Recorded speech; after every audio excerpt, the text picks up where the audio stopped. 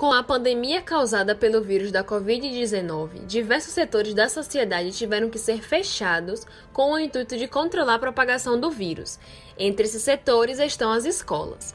Diante disso, a pandemia evidenciou ainda mais a desigualdade do nosso país, nos mostrando de forma clara o quão a classe baixa é prejudicada, tendo em vista todo o cenário atual.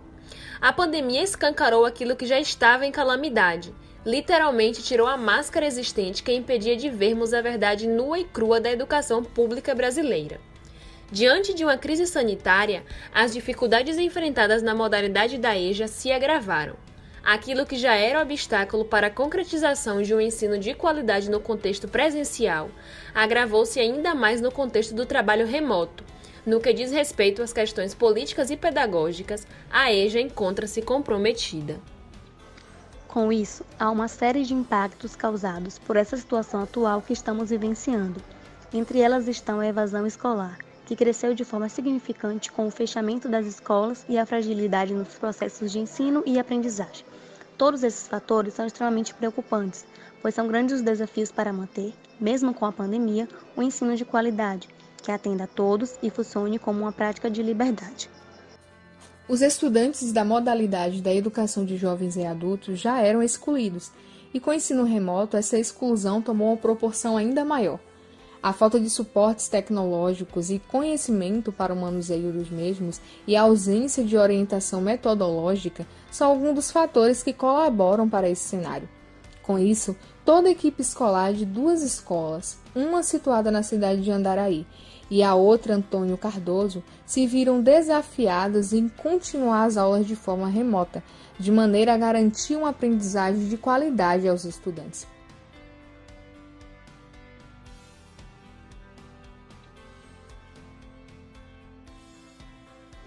É algo novo, traz muitas incertezas. Se está de fato levando conhecimento, se o mesmo está sendo adquirido, em que percentual está o aprendizado do aluno, afirmou a professora Nailza.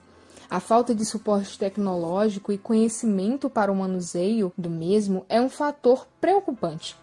Nossos professores têm uma certa dificuldade em relação aos meios tecnológicos, em como fazer gravação de vídeo de aula para enviar para os alunos.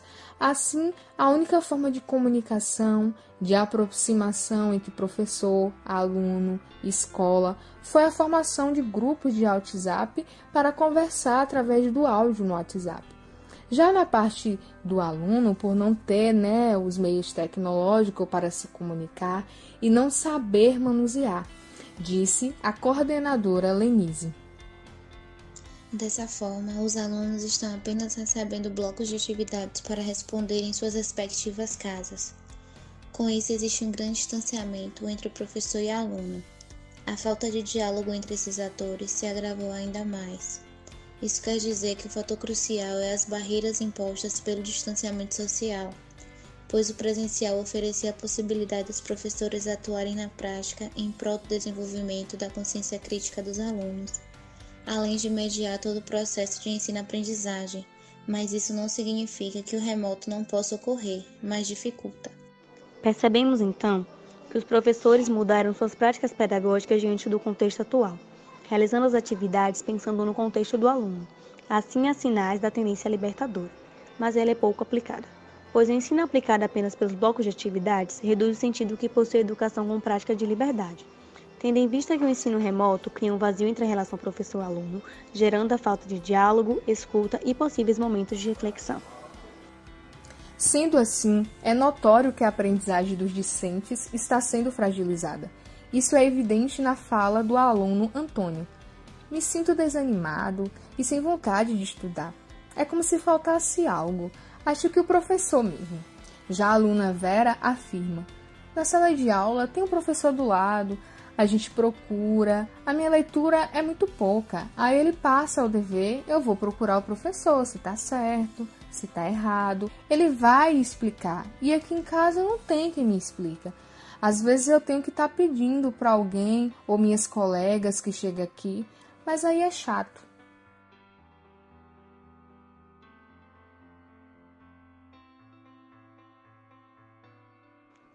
Desta forma, fica claro que os alunos estão sendo apenas receptores passivos, respondendo blocos de atividade sem a orientação e ajuda necessária, uma vez que são alunos que possuem maiores dificuldades.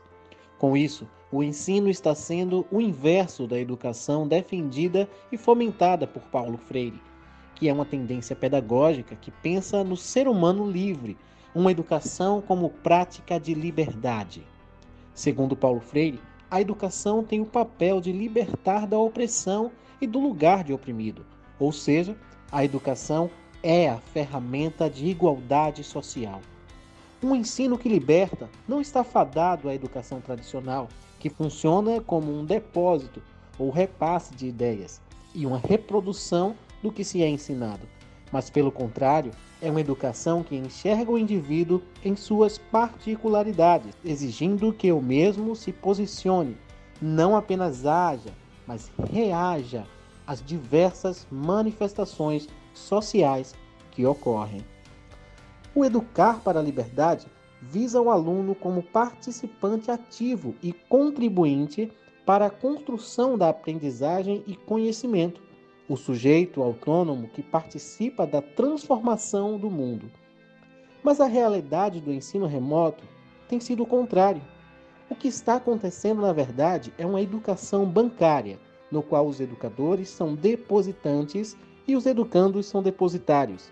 Se no contexto presencial os alunos apenas eram ensinados para a decodificação das palavras, no ensino remoto, até essa prática tradicional e conservadora não está ocorrendo, tendo em vista que muitos estudantes nem respondem os blocos de atividade e quando chegam a responder e entregar, está sendo respondido por outra pessoa.